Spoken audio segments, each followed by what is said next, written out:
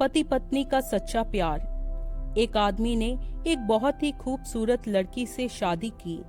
शादी के बाद दोनों की जिंदगी बहुत प्यार से गुजर रही थी। वो उसे बहुत चाहता था और उसकी खूबसूरती की हमेशा तारीफ किया करता था। लेकिन कुछ महीनों के बाद लड़की चर्म रोग से ग्रसित हो गई और धीरे धीरे उसकी खूबसूरती जाने लगी। खुद को इस तरह देख उसके मन में डर समाने लगा कि यदि वो बदसूरत हो गई तो उसका पति उससे नफरत करने लगेगा और वो उसकी नफरत बर्दाश्त नहीं कर पाएगी।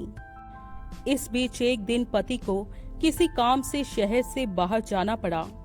काम खत्म कर जब वो घर वापस लौट रहा था, उसका एक्सीडेंट हो गया। एक्सीडेंट में उसने अपनी दोनों आंखें खो दी।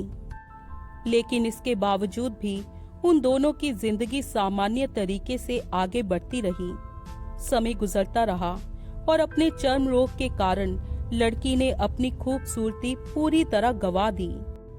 वो बदसूरत हो गई, लेकिन अंधे पति को इस बारे में कुछ भी पता नहीं था, इसलिए इसका उनके खुशहाल विवाहित जीवन पर कोई प्रभाव नहीं पड़ा। वो उसे उसी तरह प्यार करता रहा। एक दिन उस लड़की की मौत हो गई। पति अब अकेला हो गया था। वो बहुत दुखी था। वो उस शहर को छोड़कर जाना चाहता था।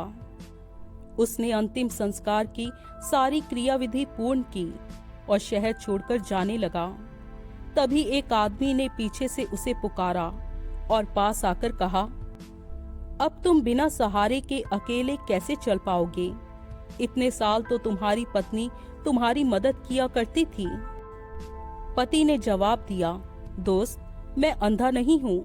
मैं बस अंधा होने का नाटक कर रहा था, क्योंकि यदि मेरी पत्नी को पता चल जाता कि मैं उसकी बदसूरती देख सकता हूँ तो ये उसे उसके रोग से ज्यादा दर्द देता।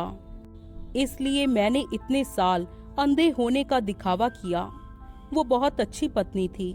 मैं बस उसे खुश रखना चाहता था।